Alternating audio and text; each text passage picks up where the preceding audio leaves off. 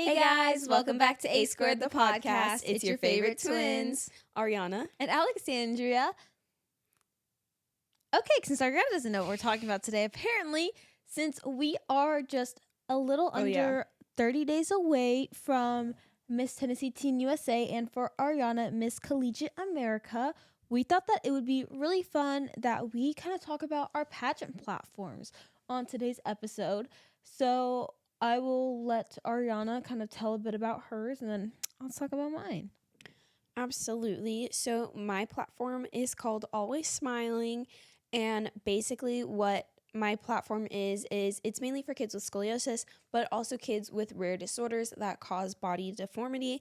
I was diagnosed with scoliosis at a very young age, and it was really hard for me going through scoliosis, going through the procedures, the surgeries, the constant doctor appointments, and still to this day I have to go to doctor's appointments even after receiving spinal fusion. She's gonna have to go to the doctor till she's I'm gonna be like 50 or 60. She's gonna be like 50 years old in a children's hospital for her scoliosis because she has to go back and see her doctor.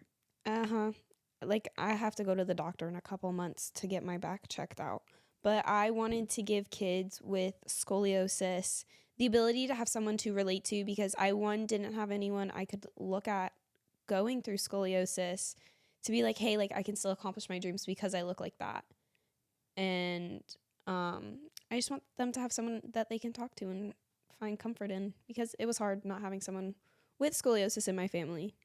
Yeah, it was definitely like going through the process of Arianna's surgery was really strange because she actually had it at the end of 2020. So in November of 2020, a few days before my November 9th, the day before Lexi's birthday. My birthday's literally the 13th.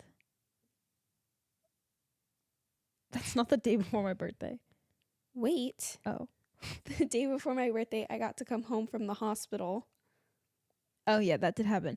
But, yeah, so, like, it was so weird because, so, like, everything was still in lockdown. Like, I wasn't allowed to go to the hospital. That was the hardest part for me, was I didn't get to see you. Yeah, I think Dad was allowed in the hospital. Mom and Dad had to switch out. They couldn't be in there at the same time. Yeah, they both couldn't be in there at the same time. So, actually, during the week that Arianna had surgery and was in the hospital, I pretty much lived at my motocross trainer's, my motocross mechanic's house at the time. Shout out Sean. We love you, Sean. So much. And so he, like, took care of me for that week, and it was so weird, like, not having Arianna there and like seeing her every single day, and like because of COVID we couldn't go. I said I couldn't go see her, so we actually did a couple like hospital drive-by visits, and like she'd like stand at the window. And learning how to rewalk was very, very difficult for me, because like obviously my spine is like the main center to my entire body, so I had to relearn how to walk, and I would like limp myself over to like the window that had like a huge like platform in front of it,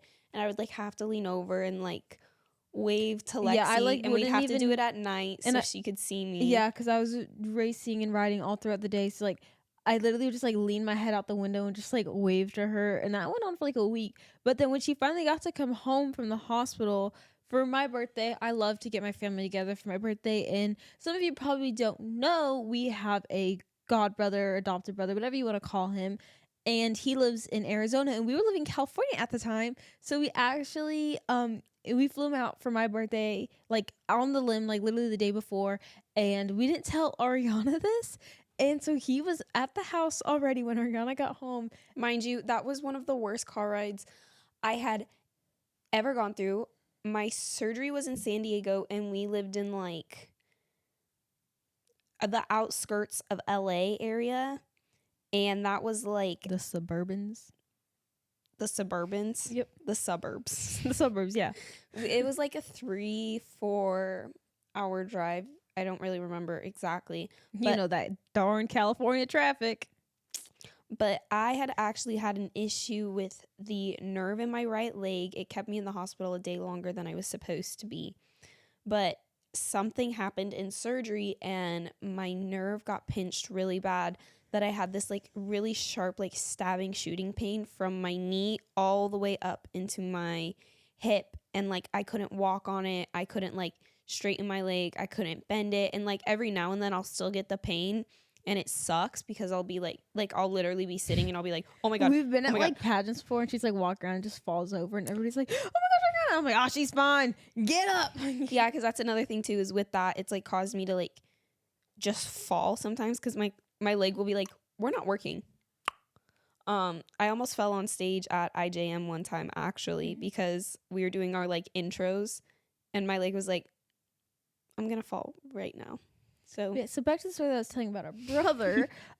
So she didn't know that he was at the house, and so like what we did was we dunked his hair in like a bucket of water and like got it all wet and stuff, and then we like wrapped a towel around his waist to look like he like just gotten out of the shower and like had been at the house. It was really funny. And it's like everybody was just like sitting around on the couches chilling with Arianna, and he literally just like walked down the stairs. I had and, a like, special chair. yeah, Ariana had this like really cool chair, and I really miss that chair because it was so comfortable. Me too, but it broke within like 3 weeks. Yeah, but so he just walked down the stairs and was like, he had like a Q-tip cleaning out his ears, like, "Hey guys, like, oh, so nice to like have you guys home finally. Like, I missed you guys." And Ariana was like, "What the heck?" Because Ariana still had a little medicine from her surgery going through her system. I had that medicine going through me for a while, and then like that day or the next day.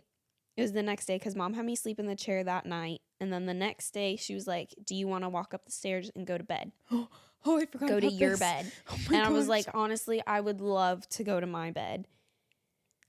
Well, I was supposed to tell my mommy anytime I wanted to get up and down the stairs, I had to have assistance. But I was like, I'm better than that. I don't need Mama D to help me get up the stairs. Yeah, so like me and my brother, They're standing at the we're bottom of the stairs in the kitchen. We were in the kitchen playing with the chicken. We had a live chicken in the kitchen for whatever reason. We brought it in the house. But so they're standing in the kitchen, and how our old house was is the stairs went directly into the kitchen. So I go down this, like, we had a mini flight and then a really big flight. I go down the mini flight one step. I slip and I slide down the stairs on my freshly surgicaled back. That was not supposed to, I wasn't even allowed to like sleep on my side for too long or anything. It was so like, and then she literally like, I not even like, up. yeah, she like sprang up, popped up, the most energy we'd seen her in her whole recovery, and shoots her head. Our brother's name is Landon, and goes, "Please don't tell mom," and like went and laid back down. And I don't think we told our mom until maybe 2 years later. And then when I did tell her, she was not happy. You guys can't see her. She's sitting happiest. behind these cameras, and this is shaking her head at me. That's her facial expression right now. So there's Ariana's lovely story with her surgery recovery and falling down the stairs. And then I remember like the next day I wanted, like after falling a couple days later, I wanted something from my mom. I think it was like some kind of food. And I said, if I dance, will you get me food? Because I wanted like something super specific. It was probably like Vince's or something. If you know that what that is from California, you know it's good. But I got up and did the wobble for my mom in her bedroom. Big back over here want to do anything for that snack. Are you blaming me for Vince's? No, Vincent's is so good. I know. But that's a little bit about the background of my platform and why I started it. Okay, time for me because this is actually the Lexi show. Just kidding, Ariana, we love you. So my platform, I feel like I look like I have no neck with the way my sweater's sitting right now. My platform is called Redefining Dyslexia. And if you don't know, you can't have dyslexia without Lex. So basically, I was in the 2nd grade and I was not doing very good in school. And I took the STAR test, the California State Standardized Test. And my results came back in the English portion, and they're like, English isn't her first language. Now, my teacher that has known me my whole life and knew I was born in the same city that I went to school, she was like, something's not right here. So that's when they sent me to the eye doctor, and they're like, nah, my girl's got 20/20 vision. What? Also, mind you, when Lexi was told that she had 20/20 vision, she held on to this like it was like the greatest achievement you could have. Oh my gosh, guys, I had to get reading glasses like a year ago, and I seriously thought my world was falling apart. Actually, I'm going to get back into the reading glasses because there's actually a funny story with that and how I discovered it that goes along with my platform. So, then they sat me down with a child psychiatrist, and I did like 6 weeks of like random tests. Like I don't really remember what the tests were, but I remember getting to play with blocks. They were doing autism testing on you. They did autism testing. They did testing for dyslexia, ADD, ADHD, and IQ testing, other like different kinds of stuff like that. Just like, and so the results came back, and I was dyslexic and had ADD and ADHD. But fun fact, actually, really really sad fact, in the state of California, they will not actually tell you that you have dyslexia, because then the school has to like give your family funding or something like that. So they refuse to actually say the words, "Hey, she has dyslexia." So I got put on an IEP, and then I was pulled out of my classroom. Pretty much, I would go the first half of my day in my regular classroom, and then the last half of my day, I would go to my special classroom. I was in a special needs classroom for the second half of the day to get extra help with reading and learning, and I did not know why I was getting taken out of class and away from all my friends. And because of that, actually, it caused me to get bullied a lot in elementary school. And when you're 7 years old, you don't really understand kind of what's happening at that point in time. You don't even know what dyslexia is. And dyslexia is actually hereditary. I probably should have explained what dyslexia is in case you're watching this and don't know what dyslexia is. Dyslexia is a reading and learning disorder. So it's pretty much you have difficulty breaking down words, understanding them, comprehending, reading sentences, kind of stuff along those lines. And Mixing up letters like B and D and M and W. So actually, Bella Thorne, she's like our cult leader. Fun fact of all the dyslexics, if you understand that joke. But so You're talking about how it's hereditary. oh yeah, it's hereditary. So mi padre also has dyslexia. Yippee! And so he gave me that lovely gene, and I Could have given you his height. I would have done anything to be 6'1", but I got his dyslexia. And you know, you were gonna play with the cards we're dealt with. So I kind of didn't really understand anything that was happening with my dyslexia in school and whatnot. And then in 6th grade, the junior high school I was supposed to go to, they actually did not have anything to accommodate students with learning disabilities. And so they didn't have like the resource class. They had a class where like super smart kids would get paired up with the kids that needed help, and the super smart kid would become your tutor. Yeah, and so that was your class. And my parents had a couple friends that had their kids go through that program, and they're like, it's very degrading and like they don't learn anything at all. So that is when Mia Familia decided homeschool. And so that was part reason of me homeschooling. Another part was because I did race motorcycles. And so I still don't think I even really understood what dyslexia truly was until maybe like a year ago, which sounds bad. But once I really started to get into pageants and work on my platform and did a lot more research on what dyslexia was, that really helped me understand what it was. And so that's when I started my platform, Redefining Dyslexia, because I want to be able to help little children like me in school. Because when you're at such a young age getting diagnosed with dyslexia, you don't know what you're going through. You kind of just think that you're dumb. I can't tell you how many times my family has heard me go on rambling rants and breakdowns about how stupid I was, how dumb I was, just kind of stuff like that. And so that's kind of my goal, is to be able to help students that have learning difficulties to understand that, hey, like, this is not something that's going to like ruin your life. It's not bad. Like, this is something you can use as a superpower. You can turn this into a positive. Like, some of the most intelligent people in the world are dyslexic. I think, was it Albert Einstein? Albert Einstein has dyslexia. What did he do? The like neutron or something? I don't remember what he did. He did a lot. He did a lot. He was crazy. I like his hair. E = MC squared. He created the square, dog. He created us. Basically. Whoa. No, not like that. He's our father, but not like that. No, guys. I love you, Jesus. I'm not trying to diss you if that's what I was getting at right now. But so yeah, that's kind of what I do with my platform today. I actually had a really fun appearance, and I actually ran home, and I changed and now we're filming. And so I shout out to Alexis, my PR girl with pageant relations, because I literally love Hey, you to I death. hate to stop you in the middle of this conversation, but you have a hair in your mouth. No, on your, you just ate it. No, I didn't. I pulled it out. Yes, like, see, there's a hair in your... I don't feel it. I don't feel it. I hope you guys can't hear my mouth sound effects. That'd be so weird. But so shout out to Alexis and my whole pageant relations team, because they booked me on my appearances, and Alexis helped me set up this whole like program thing for my appearance today with the Boys and Girls Club of Middle Tennessee. I got to talk to 8 middle school girls. Oh, hang on. I think I feel the hair.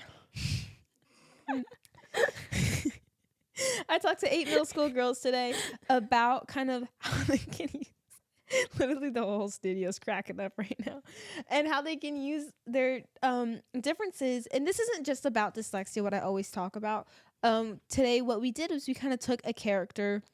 I broke the teams into the girls into 2 groups, and I let them pick their own characters or movies, book series, anything like that had somebody that has a difficulty or something that is hidden that they can't really see, but it's something that affects them. And so actually one of the groups, they picked 11 from Stranger Things, because she has her powers and whatnot, superpowers. I don't know if that's what you want to call them, but and so we like kind of broke it down. We used they used really good analogies, and then they got to act it out and things. And so then we talked about this is kind of, we made affirmation cards and took the things that people maybe said to you as negatives that you can easily turn into positives. And so it was such a fun experience today. I had so much fun with all those girls. I would definitely go back and speak to them again, because I had a jolly grand time. And yeah, that's what I do. Just another thing to add to my list of awesomeness. Okay, well, I'm going to talk about what I do with my platform, since I kind of just gave you guys a background.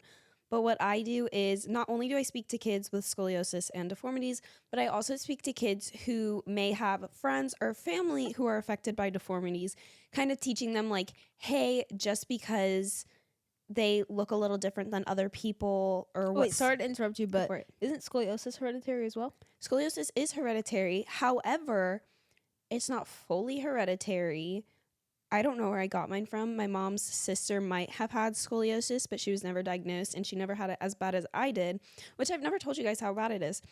But so basically the scoliosis, so we have dyslexia and we have scoliosis on both sides of our family. And our kids are either going to be dyslexic or scoliosis, or they're going to be both.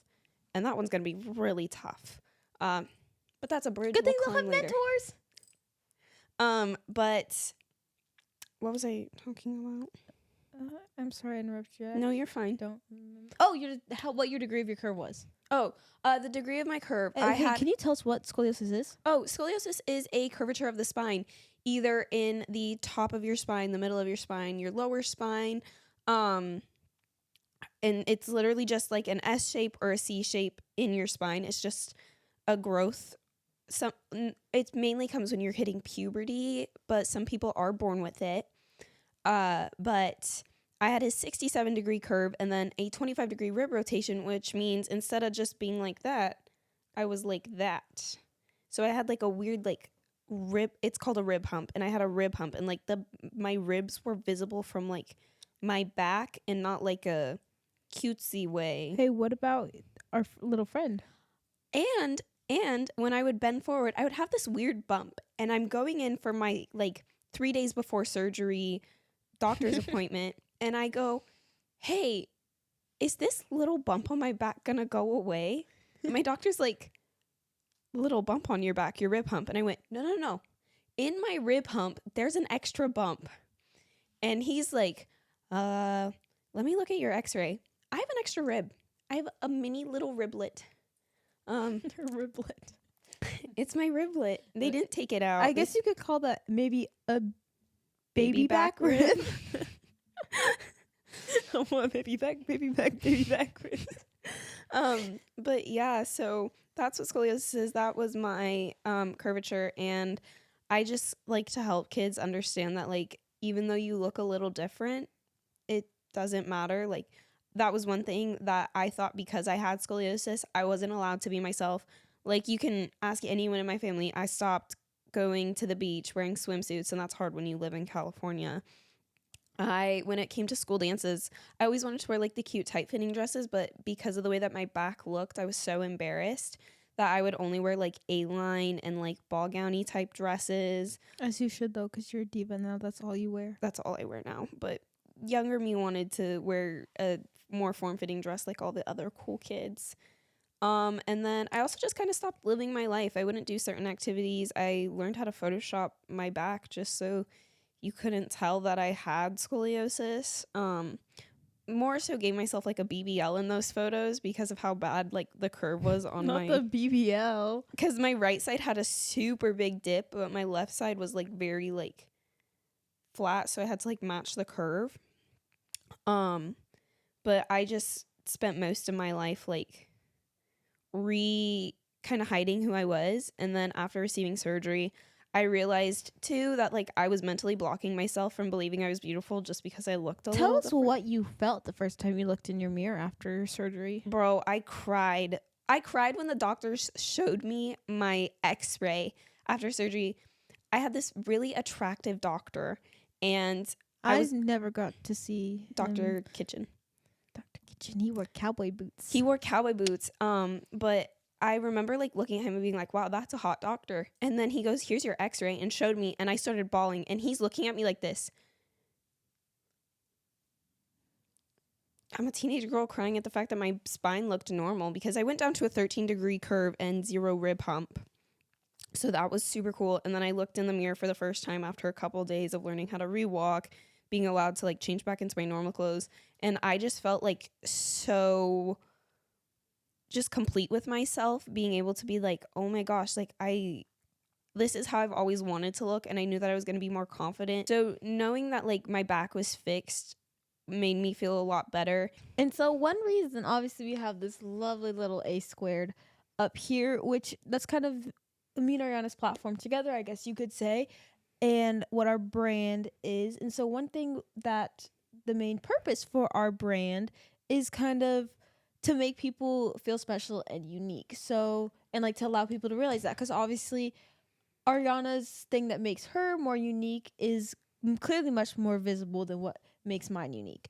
But at the same time, it's like, this is who we are. This is what makes us who we are. And each person has something that makes them unique and extraordinary. Obviously, that's how God created us. So that's kind of what we kind of here are at like A squared. At A Squared, the podcast, and any affiliated A Squared branding in the near future is as well gonna be that it's kind of just you're unique and you're wonderful, and to embrace your uniqueness and what makes you you, because why would you want there to be two of you in the world? What? We may look similar. There may be two of us, but there's not two of us. You know? That's why she has the bangs and the brown hair, and I have the like reddish blonde hair and no bangs, because we don't need two of that. We don't need two of us. My parents can already handle one of us very cautiously. If there was like duplicate of either of us.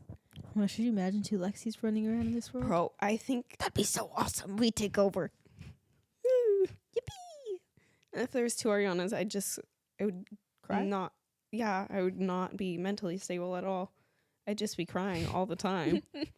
But yeah, if you guys ever have any questions about our platforms, feel free to contact us on any of our social media.